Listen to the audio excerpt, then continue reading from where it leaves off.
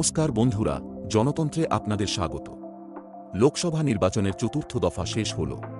আগের ৩ দফায় নির্বাচন কমিশনের গুডবুকে জায়গা করেছিল বাংলা। বলার মতো হিংসা ছাড়াই শেষ হয় প্রথম ৩ দফার ভোট। কিন্তু দক্ষিণবঙ্গে প্রবেশ করতেই বাংলা ফিরল নিজের রঙে। ৬০০ কোম্পানি কেন্দ্রীয় বাহিনীর ঘেরা টোপ ছাড়িয়ে হিংসা ও ছাপ্পার ছবি বঙ্গের ভোটে। কোথাও ছাপ্পা, কোথাও বুথ জ্যাম, আবার কোথাও হাতাহাতি। সকাল থেকেই রাজ্যের শাসক দলের বিরুদ্ধে অভিযোগের পাহাড় কমিশনে। তবে শুধু ভোটের দিনেই নয়, আগের দিন রাত থেকেই শুরু হয় হিংসার ঘটনা। পূর্ব বর্ধমান জেলার কেতুগ্রামের চেঁচুড়ি গ্রামে দুষ্কৃতীদের বোমাবাজিতে প্রাণ গেল মেন্টু শেখ নামে এক যুবকের। ইনি সক্রিয় তৃণমূল কর্মী। ঘটনাকে কেন্দ্র করে ব্যাপক চাঞ্চল্য ছড়িয়েছে এলাকায়। ঘটনাস্থলে মোতায়েন করা হয় বিশাল পুলিশ বাহিনী। স্থানীয়দের একাংশের দাবি, রাজনৈতিক কারণেই এই খুন। পুলিশের মতে কী কারণে খুন তা জানা যায়নি। স্থানীয়দের মতে তৃণমূলের ২ গোষ্ঠীর ঝামেলায় খুন। তবে পুলিশ ২ বাম কর্মীকে আটক করেছে। এছাড়া ভোটের দিন সকাল থেকেই আসতে শুরু করে অভিযোগ। চাপড়া থানার হাতিশালা গ্রাম পঞ্চায়েতের ভোট দিতে গেলে ভোটারদের বাধা শাসক দলের বিরুদ্ধে। এক সিপিএম কর্মীর মাথা ফাটিয়ে দেওয়ার অভিযোগ। বোলপুর লোকসভা কেন্দ্রের অন্তর্গত নানুর বিধানসভার ৮ গ্রাম প্রাইমারি বিদ্যালয় ছাপ্পা ভোটের অভিযোগ তৃণমূলের বিরুদ্ধে। বোলপুর লোকসভায় নানুর বিধানসভা এলাকায় পেঙ্গা প্রাইমারি স্কুলে গণ্ডগোল।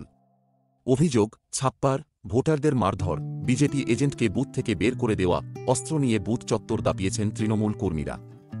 এদিকে পূর্বস্থলীতে বিজেপি কর্মীদের অস্ত্র দেখিয়ে খুনের হুমকি দেওয়া হয় বলেও খবর আসে কমিশনে। দুর্গাপুরে বিজেপির এজেন্টকে বুথ থেকে বার করে দেওয়ার অভিযোগ উঠেছে। এবার আসা যাক বহরমপুরের কথায়।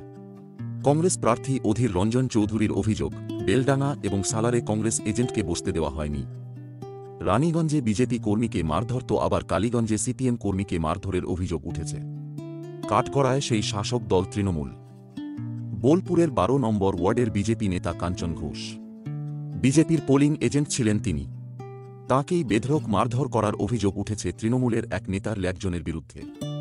বোলপুরের হরগৌরীতলা এলাকায় তাঁকে বেধড়ক মারধর করা হয় বলে অভিযোগ।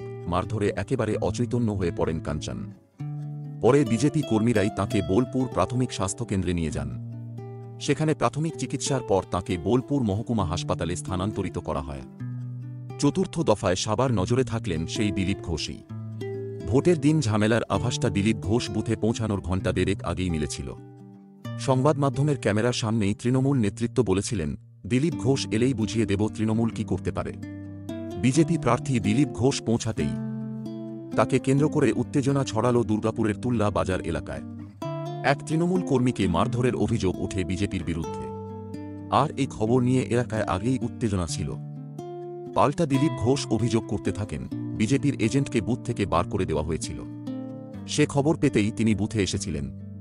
ঘটনায় এলাকায় চরম উত্তেজনা ছড়ায়। চলতে থাকে ইট বৃষ্টি।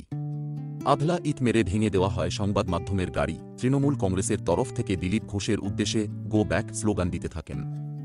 এরপর দিলীপের নিরাপত্তারক্ষীরা লাঠি উঁচিয়ে তৃণমূল কর্মীদের দিকে তেড়ে যান। পরিস্থিতি নিয়ন্ত্রণ করতে হিমশিম খেতে হয় পুলিশকে।